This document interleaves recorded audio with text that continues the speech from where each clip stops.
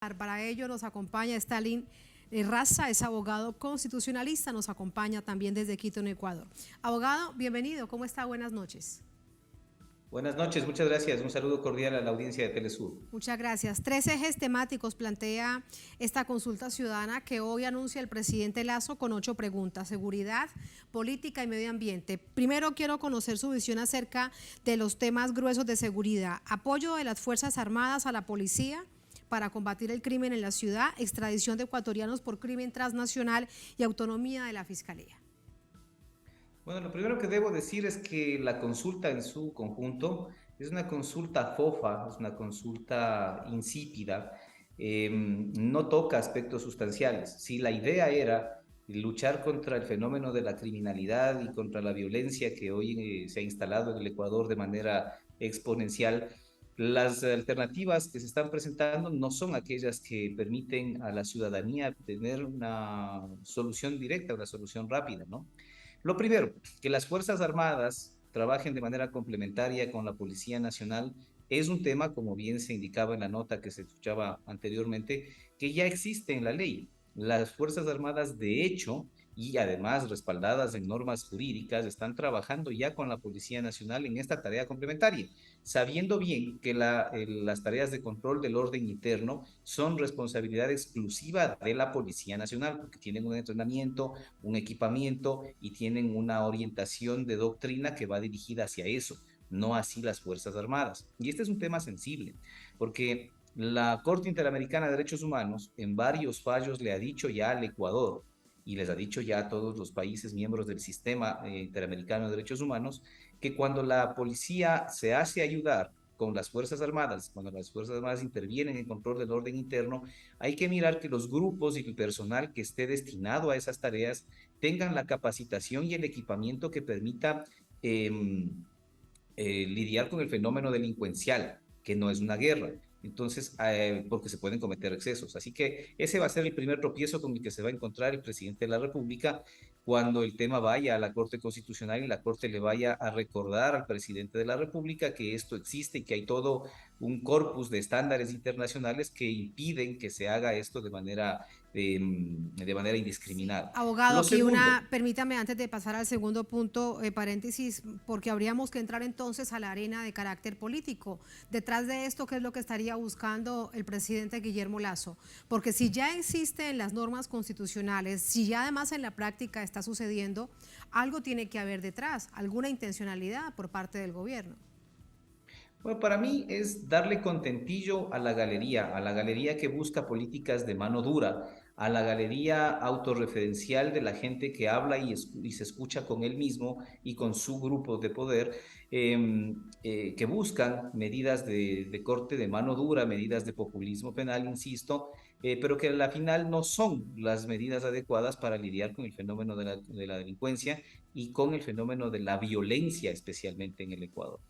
Lo segundo, que es lo que ya nos ha dicho también el periodista Pérez hace un momento, pretender que a través de la creación de un consejo de fiscales se van a resolver los problemas de Juan, Pedro y María, que son asaltados, violados o asesinados en las calles, es sencillamente un despropósito, es ridículo. Y la propia fiscal general del Estado le ha dicho al presidente que con eso él no está ayudando en absoluto a fortalecer la autonomía de la Fiscalía General del Estado. Lo tercero, la extradición de ecuatorianos en Sí, los casos de aquí delitos. en medio de ir viendo punto por punto, le voy también preguntando, abogado. Y Claro, con esto, mucho gusto. gracias, esa comunicación de la fiscal general, pues la verdad es que sorprende, porque ha sido una aliada permanente del presidente Guillermo Lasso. Pero hoy prácticamente lo que le está diciendo, esto no sirve de nada. Así que también de nuevo va Sí, la pregunta, algo tiene que estar sucediendo. Incluso uno se pregunta, fue una pregunta inconsulta para la fiscalía, para que ella lo diga públicamente. pero es que todas lo son, porque el proceso de construcción de este cuestionario no ha sido un proceso participativo. O sea, si la idea es lidiar contra la delincuencia, si la idea es producir una reforma institucional y proteger el ambiente, por lo menos que uno hubiera esperado es que se consulte o que se socialicen los temas que se van a preguntar con los directamente involucrados, con aquella gente que hace opinión, que hace academia o que son los usuarios de esos sistemas. Y la verdad es que esto no ha ocurrido. Se ha hecho en el cenáculo de cuatro paredes del Palacio de Carondelet con un grupo de asesores que, una vez más, insisto, son y dicen y escuchan lo que quieren decir y escuchar de manera autorreferente. Entonces, ese es el resultado. La Fiscalía General del Estado, con quien seguramente no consultaron, les sale al paso y les dice que esa no es la reforma que necesitan. Sí, desde el punto de vista político, desde el punto de vista simbólico, es sintomático que una funcionaria que más bien ha estado junto a las acciones del gobierno, pues salga hoy día a cuestionar precisamente esa propuesta. Esto nos habla de la forma en la que se construyó el proceso y por supuesto un proceso construido de esa manera no va a tener ascendiente en la opinión pública tampoco a la que se le va a preguntar, ¿no? Por supuesto. Ahora, sobre el tema de la extradición, porque no dice hacia un país específicamente, pero solamente que falta que pongan Estados Unidos. Sí, pero más grave que eso, la prohibición de extraditar ecuatorianos está en un capítulo de la Constitución que regula los derechos de protección, o sea, es un derecho. Esta prohibición de extraditar ecuatorianos es un derecho, una garantía de los ecuatorianos de no ser juzgados sino en su propio país. Así que si se quiere alterar ese derecho, se quiere disminuirlo, menoscabarlo, peor todavía, eliminarlo, es necesario acudir al proceso de asamblea constituyente. Nuestra Constitución establece procedimientos que van del más leve al más complicado en cuanto a la reforma constitucional. El presidente propone que vía el más leve, que es una enmienda constitucional, se reforme algo que está diseñado y está establecido en la propia Constitución para ser cambiado solamente mediante el procedimiento de la Asamblea Constituyente, que es el procedimiento más agravado. Y esto, indefectiblemente, va a ser observado por la Corte Constitucional, pienso yo, a menos que la Corte Constitucional tomase una posición más bien complaciente con el presidente de la República y le permitiera algunas licencias que no son las que manda en todo caso el ordenamiento jurídico, ¿no? Sí, pues esto que usted dice es realmente entonces grave porque estarían pasándose por encima de todas las normas del país, todas las normas constitucionales. La esperanza está entonces en la decisión de la Corte Constitucional. Lo cual es lamentable también, porque creo que va siendo el momento en contextos de un nuevo constitucionalismo latinoamericano que se ha caracterizado por ser diferente de los constitucionalismos europeos. Va siendo tiempo también de que vayamos despojándonos un poco de esta capacidad que les hemos dado a los jueces de tener la última palabra sobre aspectos que tienen que ver con la democracia y con la participación de la gente. 9 personas, de las cuales se requieren apenas 5, son capaces de decidir con la última palabra que sí y que no son temas relevantes para la ciudadanía. Esto es un asunto que debe empezar a discutirse también en los modelos constitucionales latinoamericanos porque no les hace ningún bien y en la experiencia comparada han demostrado que más bien constituyen un bloqueo y una obstaculización, perdón, para procesos de reforma democráticos que sean verdaderamente democráticos. No estoy hablando desde luego de la consulta del presidente Lazo. Estoy hablando de proyectos o procesos de consulta que sí sean socializados, que sí sean el resultado de una construcción ciudadana y que venga desde abajo, ¿no? Es impensable que cuando esos procesos vienen así, 9 personas o apenas 5 de esas 9 personas sean capaces de obstaculizar estas demandas ciudadanas. Hay que pensar también en próximos procesos políticos y no solamente en esta consulta del presidente Lazo, que es anómala desde todo punto de vista. Sí, no, le entiendo perfectamente, porque en muchísimas oportunidades pasa en su país, pasa en tantos otros de nuestra América Latina, de las normas para proteger la Constitución que van a la Corte Constitucional se toman decisiones políticas y lo hemos visto, bueno, a lo largo de todas las décadas que así ha funcionado. Ahora, sobre el tema político, que es el gran segundo eje de esta propuesta de consulta, reducción del número de asambleístas, además que el CNE audite el registro de miembros de un partido político, pero como si fuera poco, también ponen un mínimo tope de los miembros de ese partido político. En particular, reducción del número de asambleístas. ¿Qué es lo que cree usted que se estaría buscando? Reducir efectivamente el derecho de representación democrática y de representación política. Y esto es grave, porque implica una vez más regresión de derechos, y esto no puede hacerse mediante el procedimiento que el presidente de la República lo está pensando. Tendrá que acudirse a una asamblea constituyente y en casos como estos de reducción de derechos de participación democrática, ni siquiera la Asamblea Constituyente puede decidirlo con entera libertad, que habrá que ver cuál es el sentido del principio democrático. Si el constituyente ecuatoriano estableció unos porcentajes de asambleístas en función del número poblacional y hoy se quieren cambiar esos porcentajes disminuyéndolos, tendrán que haber razones más allá de fundadas para demostrar, y esto tendrá que demostrarle el Ejecutivo a la Corte Constitucional, que con menor número de asambleístas se garantiza de mejor manera o de mayor manera el derecho de participación y la representación política. Y esto simplemente parece que es impensable, ¿no? Así que la Corte le dirá, si la Corte se apega a la Constitución y al derecho, le dirá que un proceso de esos de restricción y disminución de derechos solamente puede hacerse una vez más mediante Asamblea Constituyente. Pero allí además vuelvo a la arena política, abogado. ¿Será una especie de venganza por lo mal que le ha ido el presidente con la Asamblea Nacional?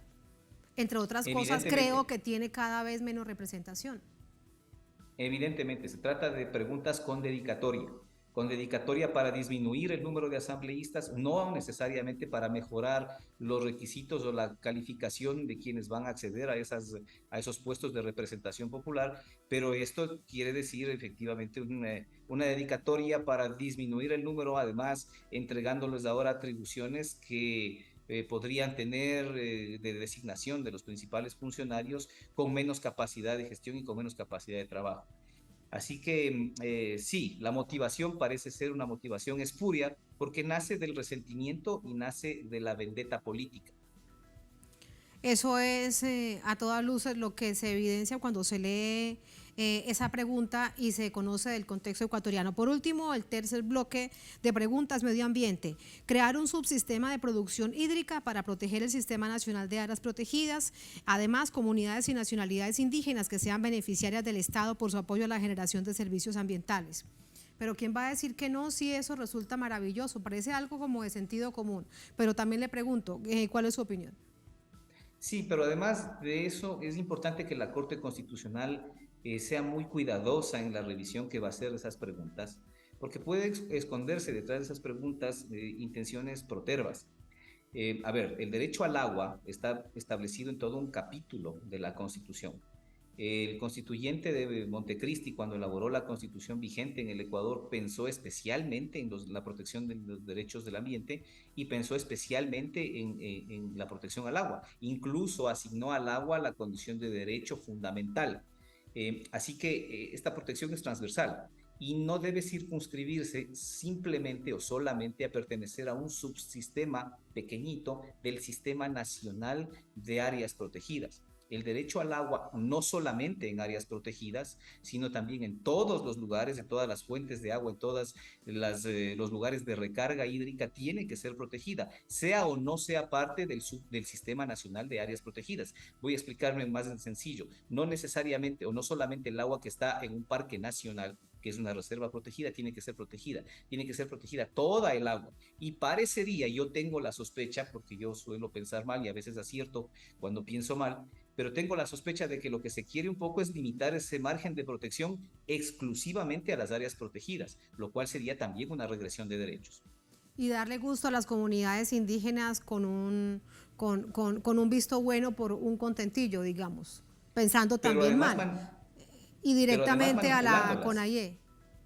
Así es, además manipulándolas. Yo creo que estas dos preguntas son el resultado de las mesas de diálogo que hoy día se están llevando adelante, pero me parece que ahí existe algo malo escondido, algo que subyace a la propuesta. Espero que no sea el alcance de esta propuesta limitar la protección del agua solamente a las áreas protegidas y no ampliar. Y luego, claro, la posibilidad de que las comunidades tengan beneficios de parte del Estado por manejar programas y proyectos de protección ambiental. Esto es algo que también en la Constitución se había previsto. Se había previsto cuando se hablaba de del manejo específico y concreto de los derechos de las comunidades y los pueblos y nacionalidades indígenas, que no son limitados solamente a esto, a una especie de asistencialismo estatal, sino que además garantizan su plena autonomía y su capacidad de decisión en sus propios territorios. Así que hay que tener mucha atención y ojalá la Corte Constitucional mire con detenimiento la letra chica que está detrás de esas dos preguntas.